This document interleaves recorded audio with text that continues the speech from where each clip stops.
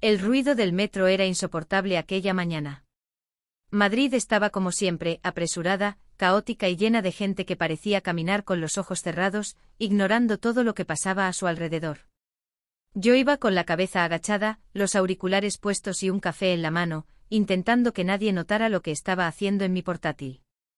Nunca pensé que un simple archivo en un servidor pudiera cambiarlo todo, pero ahí estaba yo, tecleando con cuidado, sabiendo que un solo error podía ser mi ruina. Mi nombre es Javier, tengo 24 años y trabajo como informático freelance. Nadie sospechaba de mí, un chico tímido, que pasa más tiempo frente a la pantalla que frente a las personas. Pero lo que nadie sabe es que he visto cosas que no debería, secretos que la gente poderosa de España quería mantener ocultos. Y sí, algunos pensaron que un hacker como yo sería solo un idiota atrapado en un mundo virtual, pero estaban equivocados.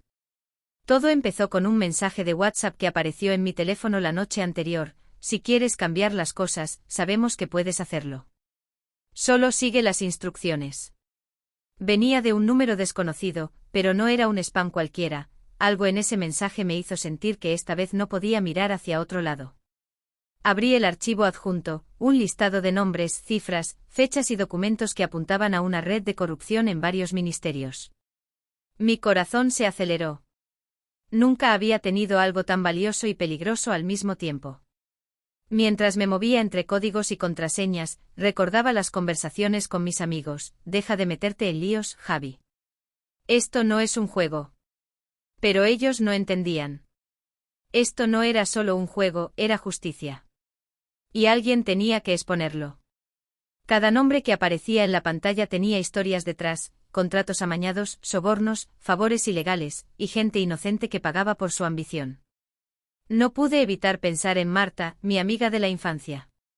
Siempre me decía que tenía un don para la informática, pero también una moral que a veces me complicaba la vida.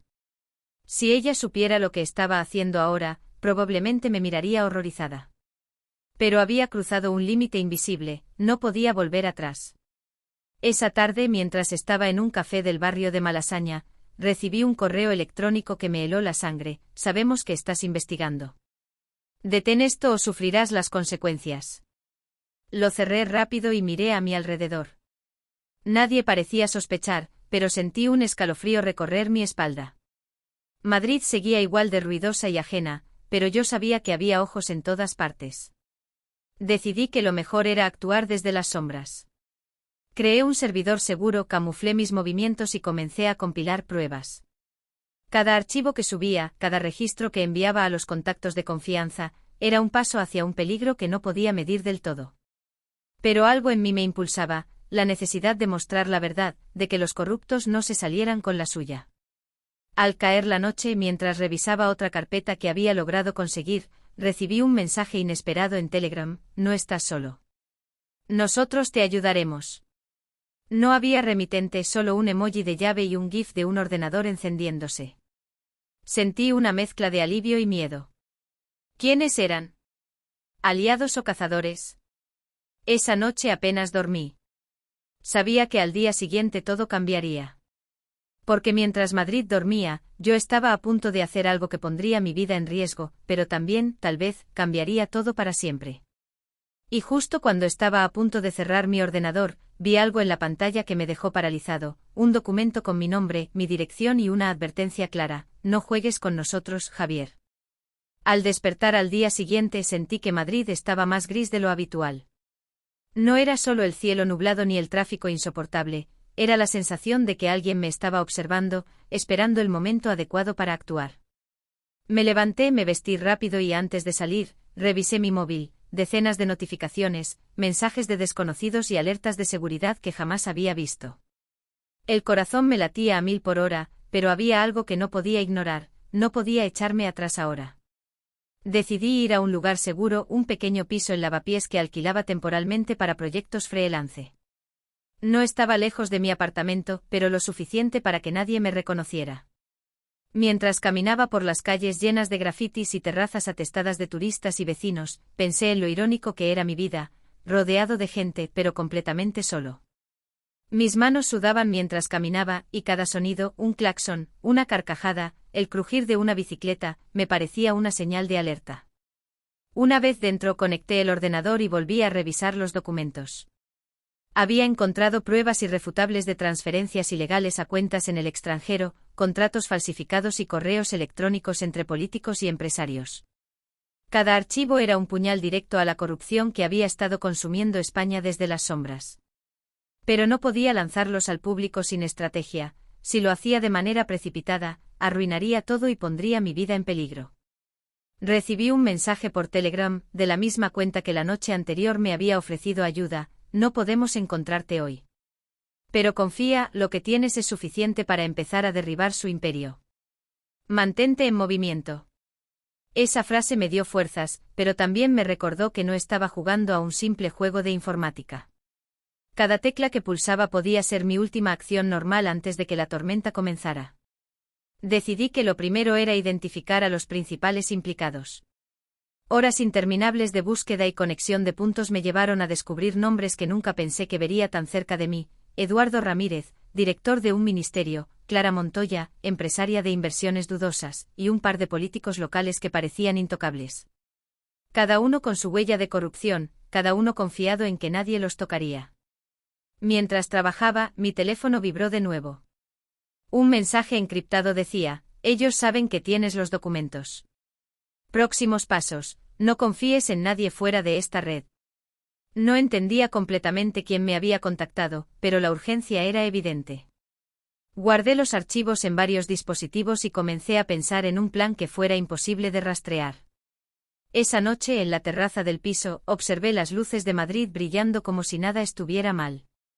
Me sentí pequeño frente a la ciudad entera, pero al mismo tiempo poderoso. Tenía algo que podía cambiarlo todo.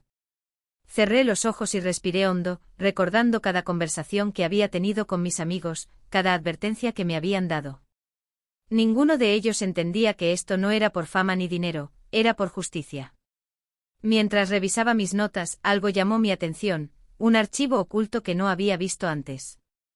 Al abrirlo, descubrí una lista de amenazas directas contra mí y mis allegados. Mis padres, mi hermana pequeña, incluso Marta, mi amiga de la infancia, estaban mencionados. Una mezcla de rabia y miedo recorrió mi cuerpo. No era solo un juego, la red de corrupción sabía de mi existencia y estaba dispuesta a ir hasta el final para silenciarme. Y justo cuando pensaba en cómo proteger a los míos, recibí un correo inesperado en mi bandeja de entrada. Era un vídeo. Un simple clip de unos segundos que mostraba a alguien entrando en mi apartamento mientras estaba fuera. El mensaje que lo acompañaba era claro: tu tiempo se está acabando, Javier. Mi corazón se detuvo. Sabía que algo debía hacer de inmediato. Y en ese instante decidí algo que cambiaría el juego por completo: ya no me defendería solo, iba a contraatacar. Esa noche no dormí. La sensación de peligro era demasiado real, demasiado tangible. Cada sombra en mi apartamento parecía moverse por sí sola, y cada sonido me ponía en alerta máxima. Sabía que no podía seguir actuando desde la pasividad. Si quería sobrevivir y proteger a quienes me importaban, debía tomar la iniciativa. Lo primero fue asegurar mi entorno. Instalé cámaras ocultas, cambié todas las cerraduras y establecí redes de alerta que me avisaran de cualquier intrusión. Cada medida me daba una sensación de control que nunca antes había sentido. Sin embargo, mi mente no dejaba de girar en torno a un pensamiento: ¿quién había enviado ese vídeo? Y más importante aún, ¿cómo habían conseguido acceso a mi apartamento? Mientras revisaba los archivos, me di cuenta de algo que había pasado por alto. Algunos de los documentos que había recibido contenían información de inteligencia sobre agentes que trabajaban para las personas corruptas. Entre ellos, nombres de guardias de seguridad, asesores políticos y hasta funcionarios de bancos. Eso significaba que no estaba solo, alguien dentro del sistema podía estar dispuesto a ayudarme, aunque fuera en secreto. Decidí hacer un movimiento arriesgado: contacté a Marta. No podía explicarle todo por teléfono ni por mensajes, el riesgo era demasiado grande. La llamé y le pedí que viniera a un lugar seguro en Lavapiés. Llegó con una mezcla de curiosidad y miedo en los ojos, pero no dijo nada. Sabía que la historia que iba a contarle no sería fácil de creer. «Javi, ¿qué está pasando?», preguntó, mirando cada rincón como si temiera que alguien nos escuchara. «Marta, no hay tiempo para explicaciones largas. La gente con la que me metí, no se detendrán por nada. Tienen poder, contactos y recursos. Pero tengo pruebas y necesito tu ayuda para mantenerlas a salvo. Sus ojos se llenaron de incredulidad, pero luego vi un brillo en ellos que me dio fuerzas. Conocía su integridad, sabía que no me juzgaría y que, de alguna manera, entendería lo que estaba haciendo.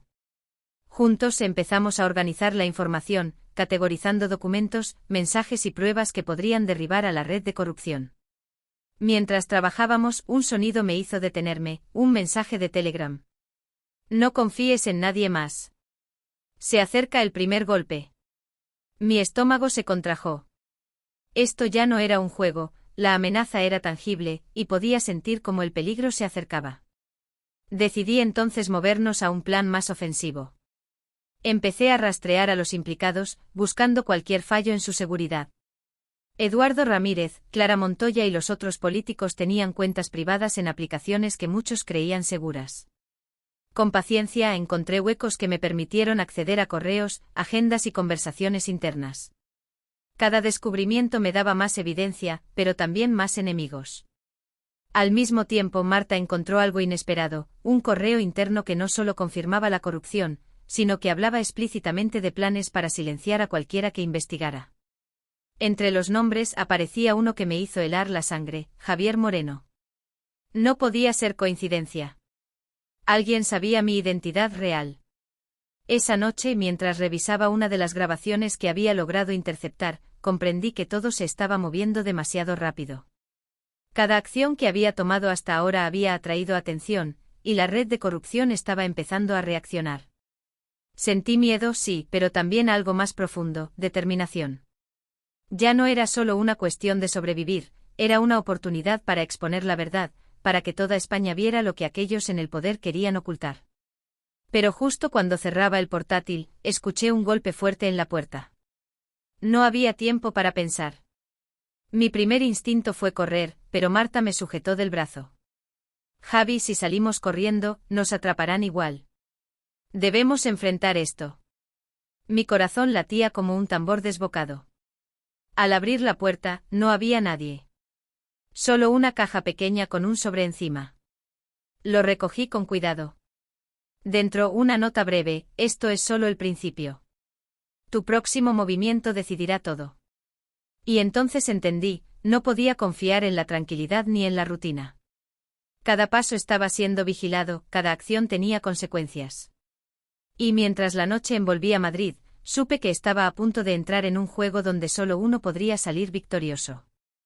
El amanecer llegó con un frío inusual que me caló hasta los huesos. Madrid parecía tranquila desde fuera con el bullicio de los coches y los transeúntes habituales, pero yo sabía que esa calma era solo una ilusión. Cada sombra, cada ventana iluminada, cada coche estacionado en la calle podía ser una amenaza. No podía bajar la guardia ni un segundo. Marta y yo nos sentamos frente a los ordenadores, revisando cada archivo, cada correo interceptado y cada mensaje que habíamos logrado descifrar. Era un trabajo meticuloso, casi obsesivo, pero era la única manera de mantenernos un paso adelante. Cada vez que encontraba un nuevo documento sentía una mezcla de euforia y terror. Estábamos más cerca de exponer la red de corrupción, pero también estábamos atrayendo toda la atención de quienes querían mantener esos secretos enterrados. Mientras analizaba los archivos de Clara Montoya, descubrí algo que me dejó helado, una cuenta offshore vinculada a varias fundaciones benéficas en España, usadas para lavar dinero y financiar campañas políticas. Todo estaba documentado con recibos, transferencias y correos electrónicos. Marta me miró incrédula. Javi, esto es gigantesco. Si esto sale a la luz, no solo caerán ellos, caerán muchas más personas que ni siquiera imaginamos. Lo sé, respondí. Por eso debemos ser precisos. Cada paso en falso y todo esto se vendrá abajo, y nosotros podríamos terminar en la cárcel, o peor. Pasaron horas y la tensión aumentaba. Cada notificación en nuestros teléfonos nos hacía sobresaltarnos, y cada vez que alguien llamaba al timbre saltábamos del susto. Pero entonces algo llamó mi atención, un correo electrónico con un remitente desconocido que decía solo una cosa: nos vemos en Atocha 2. El mensaje no tenía firma ni explicación. Lo que sí tenía era una sensación de urgencia que me hizo palidecer. ¿Era una trampa? ¿Un aliado? No había forma de saberlo, pero mi instinto me decía que era importante. Decidimos ir, pero no de manera convencional. Tomé un coche prestado de un conocido, cambié de ropa y nos movimos por calles secundarias, evitando cámaras y rutas comunes. Cada semáforo, cada curva, cada cruce era un recordatorio de que podíamos estar siendo seguidos. Al llegar a Atocha, todo parecía normal. Gente entrando y saliendo, turistas haciendo fotos, vendedores ambulantes ofreciendo sus productos. Pero yo sabía que entre esa multitud podía haber alguien observándonos. Marta me tomó del brazo y pude sentir su tensión. «Javi, ¿seguro que esto es buena idea?», susurró. «No lo sé», le respondí, «pero si queremos cambiar algo, debemos enfrentarlo». Seguimos las instrucciones del correo hasta un pequeño café al borde de la estación. Dentro un hombre nos esperaba, sentado en la esquina con un portátil frente a él. No dijo nada al principio, solo nos hizo señas para que nos acercáramos. «Javier», Marta dijo finalmente con voz baja. «Soy alguien que quiere lo mismo que tú. Pero esto es más grande de lo que imaginas. Necesito que confíes en mí». Sus palabras me hicieron dudar, pero al mismo tiempo sentí un alivio. No podía actuar solo y necesitaba ayuda para proteger las pruebas y a los nuestros. Mientras hablábamos, el hombre deslizó un USB sobre la mesa. «Esto contiene información que complementa lo que tienes. Pero cuidado, cualquier movimiento en falso y ellos sabrán exactamente dónde estás». Sentí un escalofrío. Todo estaba creciendo demasiado rápido, y la red de corrupción no se detendría ante nada.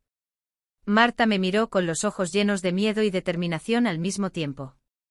Era un momento crucial, cada decisión a partir de ahora definiría quién sobreviviría y quién caería. Cuando el hombre se levantó para irse, un ruido afuera captó nuestra atención, un coche negro, demasiado cerca de la entrada, demasiado silencioso. Antes de que pudiéramos reaccionar, el coche arrancó y desapareció entre el tráfico. Marta respiró hondo y yo supe en ese instante que no estábamos solos, que nos estaban vigilando y que nuestra próxima jugada sería decisiva. «Javi», dijo Marta, «esto se está volviendo real, demasiado real». Y mientras observábamos el vacío donde había estado el coche, supe que habíamos cruzado un punto sin retorno. Ya no se trataba solo de exponer corrupción, se trataba de sobrevivir y de asegurarnos de que nadie más sufriera por lo que sabíamos. La mañana siguiente amaneció con un silencio inquietante. Madrid parecía dormir, pero yo sabía que cada calle, cada esquina y cada edificio ocultaban ojos que nos observaban. Marta y yo nos movíamos con cautela por el apartamento, revisando nuevamente cada archivo, cada mensaje y cada dispositivo. Lo que habíamos recibido del hombre de Atocha era impresionante: registros financieros, correos internos y hasta planes estratégicos de varios políticos implicados. Todo estaba ahí, listo para ser usado. Mientras organizaba la información, mi teléfono vibró. Un mensaje encriptado: «Si quieres sobrevivir, debes moverte ahora. Ellos saben que estás activo». Atocha fue solo un aviso. Mi corazón se aceleró. No había margen para la indecisión. Cada paso que diéramos a partir de ahora sería observado, y la red de corrupción estaba empezando a moverse contra nosotros. Decidí que lo mejor era dividirnos temporalmente. Marta debía encargarse de asegurar nuestras rutas de comunicación y proteger nuestras conexiones, mientras yo buscaba más información sobre los implicados. Me puse mi chaqueta, escondí los dispositivos más importantes y salí a la calle con un propósito: encontrar más pruebas que consolidaran nuestro plan. Caminando por el barrio de Salamanca, pensé en cómo la vida había cambiado en cuestión de días. Nunca imaginé que un simple archivo de información pudiera desencadenar algo así. Cada paso que daba estaba cargado de tensión, y cada mirada a mi alrededor me hacía pensar que alguien me seguía. Pero no podía detenerme. Tenía que ir más allá, tenía que exponer la corrupción de forma irrefutable. Mi primer objetivo fue Clara Montoya. Según los archivos, ella tenía una oficina cerca de la calle Serrano. Observé el edificio desde fuera, buscando cualquier signo de vigilancia. Los guardias parecían normales, pero algo en sus movimientos me hizo dudar. Decidí que debía entrar discretamente sin levantar sospechas, para acceder a más información. Dentro, la oficina estaba casi vacía. Solo unos pocos empleados trabajaban en sus escritorios. Me acerqué a la recepción con la excusa de entregar un paquete. Mientras caminaba hacia el ascensor, noté un ordenador desatendido en una sala contigua. Sin pensarlo, tomé una foto de la pantalla, capturando correos y documentos que mostraban transferencias ilegales y contratos falsificados. Cada captura era un golpe directo a su imperio, pero también un riesgo enorme si me descubrían. Cuando salí del edificio sentí un alivio momentáneo, pero sabía que no podía confiar en la sensación de seguridad. Madrid estaba llena de cámaras, testigos y ojos vigilantes. Cada movimiento debía ser calculado. Al regresar a casa, encontré un mensaje en WhatsApp que me heló la sangre: sabemos lo que hiciste. No te atrevas a continuar solo. Marta estaba esperando en el apartamento. Al ver mi expresión, entendió inmediatamente que algo había salido mal. Le mostré las fotos y documentos que había conseguido, y juntos analizamos cada detalle. La magnitud de la corrupción era aún mayor de lo que pensábamos. No solo estaban implicados políticos y empresarios, había funcionarios, asesores y hasta algunos medios de comunicación que encubrían todo. Javi, esto es gigantesco, dijo Marta con una mezcla de miedo y determinación. Si seguimos adelante, no hay vuelta atrás. Lo sé, respondí. Pero si no lo hacemos, nadie lo hará. Y ellos seguirán destruyendo vidas mientras el país mira hacia otro lado. Esa noche, mientras revisábamos cada archivo y planeábamos nuestros próximos movimientos, escuché un sonido extraño afuera del apartamento. Miré por la ventana, pero no había nadie. Sin embargo, sobre la mesa había un sobre que antes no estaba. Lo abrí con cautela, dentro había un USB con un mensaje escueto: el primer paso para derribarlos es exponer a su líder. Eduardo Ramírez no puede seguir impune. Mi corazón se detuvo. La red de corrupción sabía que estábamos activos, pero al mismo tiempo nos estaban guiando hacia un camino. Algo no cuadraba. ¿Quién nos estaba ayudando realmente? ¿Aliados o manipuladores? Mientras Marta y yo intercambiábamos miradas, supe que estábamos a punto de entrar en un juego mucho más peligroso. Lo que habíamos empezado como una misión para exponer corrupción se había convertido en una carrera contra el tiempo, donde cada decisión podía ser la última. Y justo cuando comenzábamos a trazar nuestro plan para enfrentar a Eduardo Ramírez, recibí un mensaje en Telegram que no podía ignorar: mañana, a las 6, Plaza Mayor. Todo lo que has hecho hasta ahora será puesto a prueba. El miedo se mezcló con la adrenalina. Sabía que al día siguiente nada sería igual. El día siguiente amaneció con una tensión que podía cortarse con un cuchillo. Madrid respiraba su rutina habitual: vendedores ambulantes en la Puerta del Sol, turistas haciéndose fotos frente a los monumentos, el murmullo constante del tráfico, pero yo sabía que esa normalidad era una ilusión. Cada paso que daba estaba siendo observado, y cada persona en las calles podía ser parte del juego que había comenzado. Marta y yo nos preparamos con cuidado.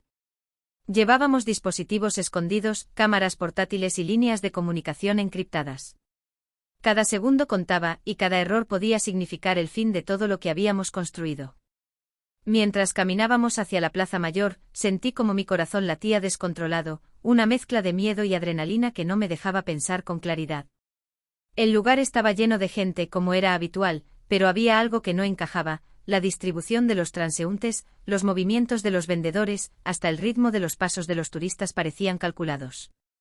Sabía que alguien nos estaba vigilando, pero no podía saber quién. Mi instinto me decía que debíamos actuar rápido. Recibí un mensaje encriptado en el móvil: confía en las sombras. Eduardo no estará solo. Marta me miró con los ojos abiertos como platos. Javi, esto se está volviendo demasiado grande. ¿Estás seguro de que podemos hacerlo? Susurró. No hay otra opción, respondí. Si queremos justicia, debemos enfrentar esto ahora, aunque sea peligroso. Observé la multitud y busqué señales, patrones, cualquier cosa que pudiera indicarnos la presencia de Eduardo Ramírez o sus aliados. Fue entonces cuando lo vi: un hombre corpulento, traje gris, caminando con seguridad pero vigilando cada movimiento. No podía equivocarme, era él. Decidimos seguirlo discretamente, mezclándonos con la multitud. Cada paso era un riesgo, cada mirada podía delatar nuestra intención. Marta sostenía mi brazo con fuerza, y yo podía sentir su tensión. Nos acercamos a una esquina desde la que podíamos observar mejor. Allí, en la Plaza Mayor, la verdadera dimensión del peligro se reveló, no estaba solo. Varios hombres lo acompañaban, todos con semblantes fríos y calculadores. Mientras evaluaba la situación, recibí otra alerta: alguien estaba intentando rastrear nuestros dispositivos. Rápidamente desactivé la conexión y activé un protocolo de seguridad que habíamos preparado. Esto nos dio un breve margen, pero sabía que era solo cuestión de tiempo antes de que nos descubrieran. Decidí que era momento de actuar. Desde mi mochila saqué un dispositivo que habíamos preparado para interceptar comunicaciones. Cada segundo contaba mientras lo conectaba discretamente. Captamos conversaciones que confirmaban algo que ya sospechábamos: Eduardo Ramírez planeaba silenciar a cualquiera que pudiera exponerlo, y nuestras acciones ya habían alterado sus planes. Marta me miró y susurró: Javi, esto es más grande de lo que imaginé. Sí, respondí, pero si nos movemos con cuidado, podemos hacer que todo esto salga a la luz. Mientras grabábamos las conversaciones y tomábamos fotos de documentos que mostraban transacciones ilegales, algo llamó nuestra atención: un dron sobrevolando la plaza, capturando cada movimiento. Sabía que no podíamos esperar más. Con una mezcla de nervios y determinación, comenzamos a transmitir la información a nuestros contactos de confianza, asegurándonos de que incluso si algo nos pasaba, las pruebas llegarían a medios y autoridades honestas. Justo cuando pensábamos que todo estaba bajo control, un hombre apareció frente a nosotros, bloqueando nuestro camino. Alto, imponente, con una mirada que congelaba la sangre. Javier Moreno, dijo con voz firme. Sabemos lo que estás haciendo. Y si das un paso más, no habrá vuelta atrás. Mi corazón se detuvo por un instante. Marta me apretó la mano, y supe que lo que venía sería decisivo. Cada decisión a partir de ese momento determinaría quién sobreviviría, quién caería y quién finalmente saldría victorioso en esta guerra silenciosa. Y mientras el hombre nos observaba, con un gesto apenas perceptible, supe que el próximo movimiento definiría no solo nuestro destino, sino el de toda la red de corrupción que estábamos a punto de derribar. El hombre que nos bloqueaba parecía salido de una película, pero esto no era ficción. Su mirada estaba cargada de amenaza y autoridad, y cada palabra que pronunciaba hacía que mi sangre se congelara. Marta me apretó la mano con fuerza, como si de algún modo pudiera transmitirme fuerza. Javier Moreno, repitió. Sabemos lo que estás haciendo. Si das un paso más, las consecuencias serán irreversibles. Mi primer impulso fue correr, pero sabía que eso solo confirmaría nuestra posición y pondría en riesgo todo lo que habíamos construido. Respiré hondo y decidí enfrentar la situación, midiendo cada palabra y cada movimiento. No busco conflictos, respondí, manteniendo la calma. Solo quiero exponer la verdad. Ustedes han destruido vidas durante años, y alguien tenía que hacer algo. El hombre no respondió inmediatamente. Sus ojos se clavaron en los míos, evaluando cada gesto. Luego, con un gesto apenas perceptible, hizo una señal a sus acompañantes. 3 hombres se acercaron lentamente, bloqueando posibles rutas de escape. Muy valiente, Javier, dijo finalmente. Pero la valentía no te salvará. Sentí que el mundo se comprimía a nuestro alrededor. La Plaza Mayor, que minutos antes parecía un lugar común y corriente, ahora se sentía como una trampa. Cada turista, cada vendedor, cada luz de farola, se convirtió en un recordatorio de nuestra vulnerabilidad. Decidí que no podía permitir que el miedo me paralizara. Desde la mochila, activé un dispositivo de comunicación que habíamos preparado con Marta. Era un pequeño transmisor que enviaba datos encriptados a varios contactos de confianza, periodistas independientes, activistas y antiguos funcionarios que estaban dispuestos a actuar contra la corrupción. Mientras los datos se cargaban, intenté mantener la conversación. No tiene por qué terminar así, dije. Podéis detenerme, sí, pero la información que tengo ya está distribuida. Cada paso que deis contra mí será registrado. Cada acción será pública. Hubo un silencio que pareció durar una eternidad. Luego uno de los hombres murmuró algo al oído del que parecía ser el líder, y éste soltó un suspiro pesado. Tienes suerte, Javier, dijo. Por ahora. Pero no creas que esto ha terminado. Cada movimiento tuyo será observado, y la próxima vez no habrá advertencia. Con eso se giraron y desaparecieron entre la multitud, dejándonos a Marta y a mí con el corazón acelerado y un miedo que no se podía ignorar. Sin embargo, también sentí algo más, un pequeño rayo de esperanza. Habíamos logrado mantenernos intactos, y la información ya estaba en manos de quienes podían actuar. De regreso al apartamento, revisamos los datos enviados. Todo estaba cifrado y distribuido en varias capas de seguridad. Si algo nos pasaba, la verdad saldría a la luz. Marta me miró con ojos llenos de orgullo y preocupación. Javi, hicimos lo correcto, dijo. Pero esto apenas comienza. Lo sé, respondí. Esto es solo el principio. Ahora es cuando empieza la verdadera lucha. Esa noche, mientras revisaba las grabaciones y los correos interceptados, noté algo que me heló la sangre, un correo sin remitente con un asunto simple. Siguiente objetivo, Clara Montoya. Plaza de Colón, mañana a las 7. Mi corazón se detuvo. No había margen de error. Cada paso que dábamos ahora era vital. Y mientras Marta y yo nos preparábamos para lo que sería el enfrentamiento más peligroso hasta el momento, supe que estábamos a punto de cruzar un límite del que no habría regreso. Madrid dormía, ajena a la guerra silenciosa que se libraba entre sombras, y yo me prometí a mí mismo que nadie, ni Eduardo Ramírez, ni Clara Montoya, ni nadie, nos detendría. El día amaneció con un calor sofocante extraño para finales de septiembre en Madrid. La ciudad parecía ajena a todo lo que estaba ocurriendo, como si ignorara que bajo sus calles y plazas se libraba una batalla silenciosa. Marta y yo nos movíamos con cautela, revisando cada ruta, cada callejón, cada posible punto de vigilancia antes de salir hacia la Plaza de Colón. Sabía que Clara Montoya no era un adversario cualquiera. Tenía recursos, contactos y la capacidad de manipular a cualquiera para salirse con la suya. Y ahora, con la información que habíamos obtenido de ella, era solo cuestión de tiempo antes de que nos atacara. Mientras caminábamos entre la multitud, recibí un mensaje encriptado: ellos saben que estás activo. No confíes en nadie más que en tu sombra. Mi instinto se tensó. Cada paso era calculado, cada mirada podía delatarnos. Sentí que el aire se espesaba, que cada sonido era amplificado por la adrenalina. Al llegar a la Plaza de Colón, todo parecía normal: turistas tomando fotos, gente paseando, vendedores ofreciendo recuerdos. Pero algo no encajaba. La plaza estaba demasiado ordenada, demasiado controlada. Mis ojos buscaban patrones, gestos, cualquier señal que indicara presencia de seguridad privada o agentes enviados por Clara. Javi, esto se siente extraño, susurró Marta, apretando mi brazo. Como si estuviéramos entrando en una trampa. Lo sé, le respondí. Pero debemos hacerlo. Todo lo que tenemos puede cambiarlo todo. Observamos desde una esquina estratégica. A lo lejos vi a Clara Montoya salir de un edificio cercano, acompañada de dos hombres de aspecto imponente. Sus movimientos eran calculados, seguros, como los de alguien que sabe que controla el entorno. Decidí actuar con rapidez. Con el dispositivo de transmisión activado, empezamos a capturar datos, conversaciones, documentos en tabletas, registros financieros visibles. Cada captura era una prueba directa de su implicación en la corrupción.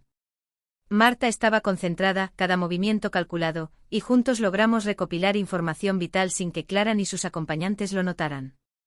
Pero justo cuando pensábamos que todo estaba bajo control, un dron apareció sobre nosotros, siguiendo nuestros movimientos. Mi corazón se aceleró, no podía arriesgarme a ser identificado. Activé un protocolo de interferencia que habíamos preparado, logrando desviar la señal del dron momentáneamente. Cada segundo contaba. En ese instante un mensaje apareció en mi móvil: no eres tan invisible como crees. Ellos te están observando. Marta me miró con alarma, y yo supe que la situación había escalado a un nivel crítico. Decidimos retirarnos discretamente, pero Clara parecía haber notado algo. Me di cuenta porque uno de sus acompañantes nos miró fijamente durante un segundo que pareció eterno. Ese instante bastó para entender que nos habíamos convertido en un objetivo directo. Al volver al apartamento, revisamos cada captura y la información recopilada. Todo estaba encriptado y distribuido en varias plataformas, asegurando que si algo nos pasaba, las pruebas llegarían a periodistas, activistas y contactos confiables. Mientras organizábamos todo, recibí un mensaje inesperado en Telegram: el siguiente paso, Eduardo Ramírez. Esta vez en su propio terreno. El miedo se mezcló con la determinación. Sabía que enfrentarse a Eduardo en su entorno era aún más arriesgado que cualquier acción previa. Pero también sabía que era inevitable. Cada minuto que pasaba, él consolidaba su poder y ocultaba más pruebas. Si queríamos justicia, no había vuelta atrás. Esa noche, mientras revisábamos mapas, rutas de vigilancia y planes de acción, Marta me miró y dijo: Javi, no importa lo que pase mañana, debemos recordar por qué empezamos esto. Por la verdad, por quienes han sufrido por ellos. Asentí sintiendo una mezcla de miedo y resolución. Sabía que al día siguiente entraríamos en el terreno más peligroso de todos. Y mientras Madrid dormía bajo las luces de la ciudad, supe que estaba a punto de enfrentar a Eduardo Ramírez cara a cara, en un juego donde solo uno saldría vencedor. El amanecer trajo consigo un aire pesado y silencioso que parecía presagiar lo que estaba por venir. Madrid despertaba lentamente con el murmullo del tráfico y el aroma del café recién hecho, pero para Marta y para mí, cada segundo estaba cargado de tensión. Hoy nos enfrentaríamos a Eduardo Ramírez en su propio terreno, y no había margen para errores. Recorrimos las calles con precaución, evitando las rutas habituales y vigilando cada esquina. Sabía que Eduardo tenía ojos en todas partes, cada paso podía estar siendo observado. Mientras nos acercábamos al edificio donde él operaba, sentí como la adrenalina se mezclaba con el miedo, y una certeza: esta era la jugada más peligrosa de nuestras vidas. Antes de entrar, revisé los dispositivos, cámaras ocultas, transmisores, micrófonos encriptados. Cada herramienta que habíamos preparado tenía que funcionar perfectamente. Marta estaba concentrada, revisando los datos finales y asegurándose de que todas nuestras rutas de comunicación estuvieran activas. Javi, si algo sale mal, susurró sin terminar la frase. Confío en nosotros, respondí. Hemos llegado hasta aquí por algo. Al entrar al edificio, la atmósfera cambió inmediatamente. Guardias, puertas cerradas, sistemas de seguridad avanzados. Eduardo no se jugaba la vida a la ligera. Cada paso que diéramos debía ser medido y calculado. El objetivo era claro: conseguir pruebas directas y, si era posible, confrontarlo con evidencia irrefutable frente a las autoridades que ya estaban preparadas para actuar. Mientras avanzábamos por los pasillos, intercepté una comunicación interna de seguridad. Eduardo sabía que alguien se estaba moviendo contra él. Mis manos temblaban ligeramente, pero la determinación era más fuerte. Marta y yo nos comunicábamos en susurros, intercambiando instrucciones y alertas mientras avanzábamos. Llegamos a la oficina principal. Las luces estaban apagadas, pero podíamos ver siluetas y escuchar voces. Eduardo estaba allí, de pie frente a una mesa llena de documentos, hablando con uno de sus colaboradores más cercanos. Cada palabra que decía estaba cargada de arrogancia y desprecio. Activé las cámaras y micrófonos ocultos. Cada gesto, cada conversación, quedaría registrado. Marta mantenía el dispositivo de transmisión en acción, enviando información en tiempo real a nuestros contactos confiables. Sabía que si nos descubrían no habría escapatoria, pero cada segundo de grabación valdría la pena. De repente Eduardo levantó la vista y nos vio. Su expresión cambió de sorpresa a furia inmediata. Javier Moreno. Gritó. ¿Crees que puedes entrar aquí y arruinar mi vida sin consecuencias? Marta y yo permanecimos firmes. No había miedo, solo la certeza de que la verdad debía salir. No vine a destruirte, dije. Solo vine a mostrar lo que has estado haciendo.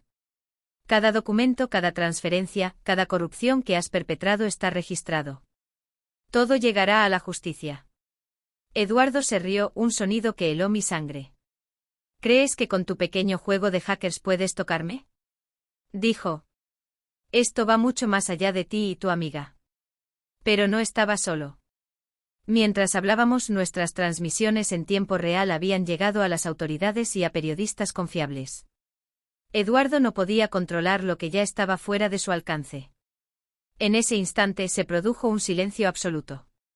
Eduardo comprendió que el poder ya no estaba de su lado. Su mirada cambió de arrogancia a desesperación.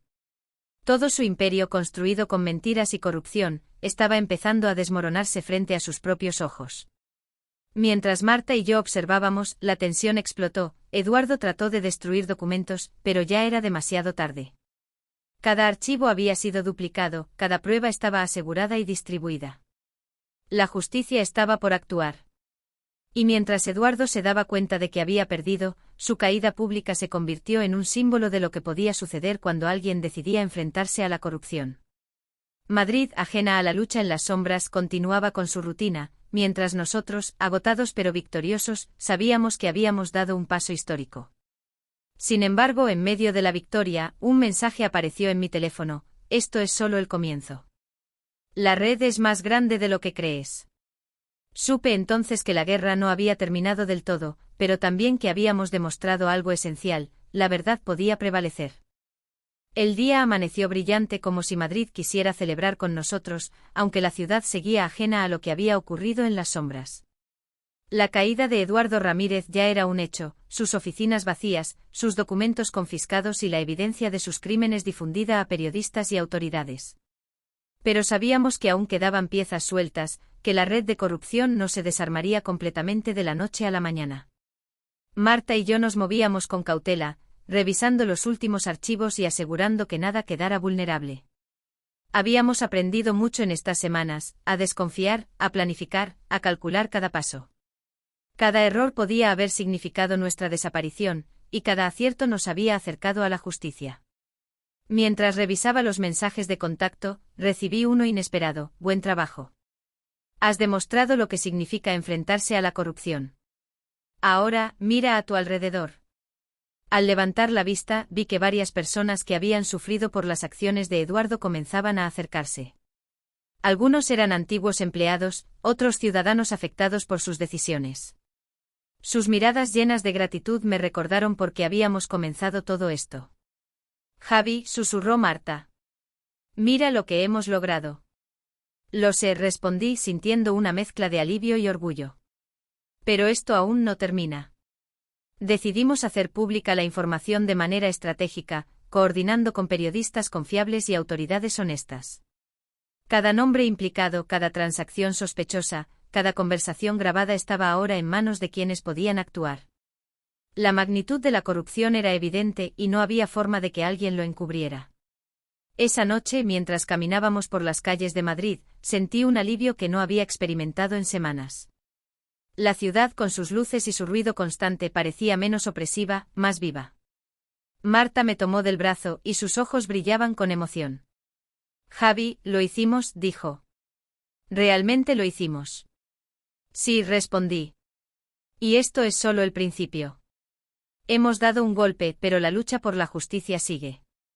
Mientras regresábamos al apartamento, recibí un último mensaje en Telegram, que parecía un reconocimiento tácito de nuestra labor: has cambiado algo. Que esto sirva de ejemplo. Nadie es intocable. Sonreí sabiendo que aunque el camino había sido peligroso y lleno de obstáculos, habíamos logrado algo que pocos se atreverían siquiera a intentar. La red de corrupción había sido expuesta, y los responsables comenzaban a pagar las consecuencias de sus actos. Marta y yo nos sentamos en la terraza del apartamento, observando la ciudad que nos había visto crecer y que, de alguna manera, habíamos protegido. Sentí que por primera vez en mucho tiempo podía respirar sin miedo, aunque sabía que la vida nunca sería completamente tranquila después de lo que habíamos vivido. Y mientras las luces de Madrid parpadeaban en la distancia, comprendí algo crucial: el poder no reside solo en quien tiene recursos o influencia, sino en quien tiene valor para enfrentarlo, incluso desde las sombras. Nuestra victoria no era solo contra Eduardo Ramírez ni Clara Montoya, era un mensaje a todos aquellos que pensaban que podían corromper y manipular sin consecuencias. La justicia había comenzado a abrirse camino, y nosotros habíamos sido el catalizador. Mientras cerraba los ojos por un instante, sentí que algo dentro de mí había cambiado para siempre. Ya no era solo Javier Moreno, el joven informático. Ahora era alguien que había enfrentado el miedo, la corrupción y la traición, y había salido más fuerte.